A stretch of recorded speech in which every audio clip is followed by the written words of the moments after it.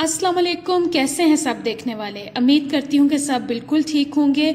आज आप लोगों के लिए बहुत ही मज़ेदार और आसान सी रेसिपी लेकर हाजिर हुई हूँ। आज मैं आपको बनाना बताऊँगी आलू की टिक्की, जिसको बनाना बिल्कुल भी मुश्किल नहीं है। इसको वो लोग भी बना सकते हैं जिनको कुकिंग बिल्कुल भी नहीं आती, और इसको बनाने के लिए जो इंग्रेडिएंट हैं वो भी बहुत ही सिंपल से हैं, जो कि आपके घर में आसानी से अवेलेबल होंगे। जब भी आपको भूख लगे या आपका कुछ ऐसे चटखारा टाइप का खाने का दिल करे तो आप उसको आसानी से बना सकते हैं।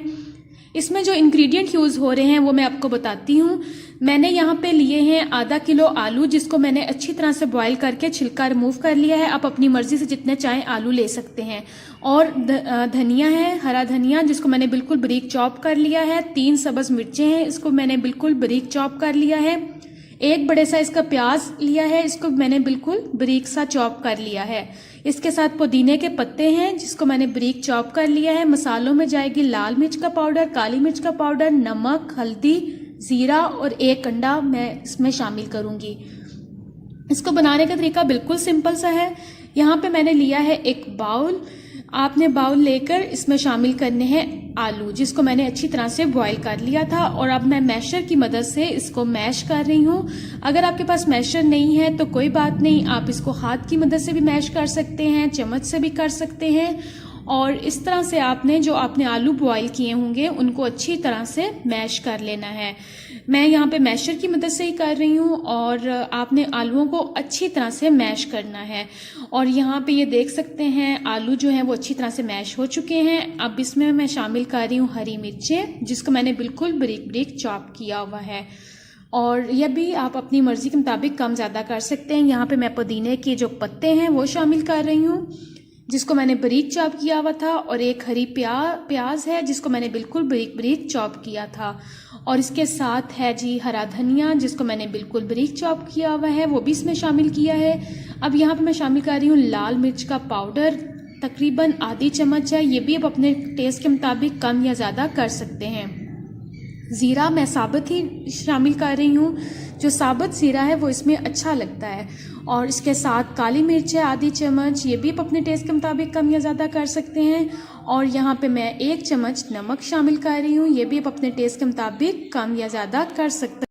यहाँ पे मैं शामिल कर रही हूँ 1 चुटकी हल्दी। हल्दी से आलू की टिक्की में बहुत ही प्यारा कलर आएगा।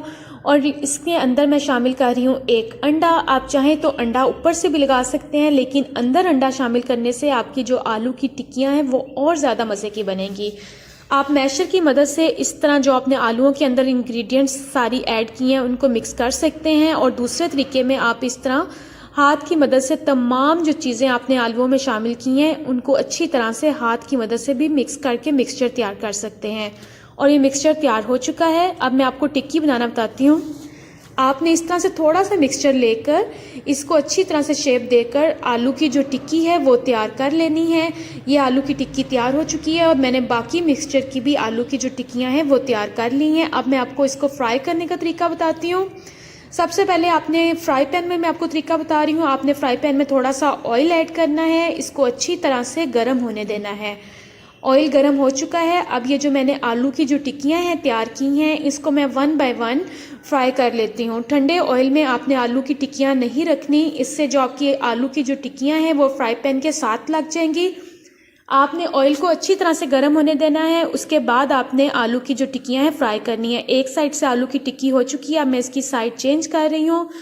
एक साइड से अच्छी तरह से पकाने के बाद आपने दूसरी साइड चेंज करने के बाद उसको भी पकाना है। माशाल्लाह माशाल्लाह, बहुत ही प्यारा कलर और बहुत ही प्यारी खुशबू आ रही है। आलू की टिक्की बनाना बिल्कुल आसान है, इसको बनाना बिल्कुल भी मुश्किल नहीं है।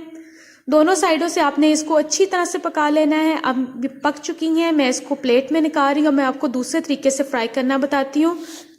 यहाँ पे मैंने तवे पे ऑयल डाला था, ऑयल गर्म हो चुका है। ऑयल गर्म होने के बाद ये जो मैंने टिक्कियाँ तैयार की थी इसको मैं 1 बाय 1 तवे पे रख के फ्राई करूँगी।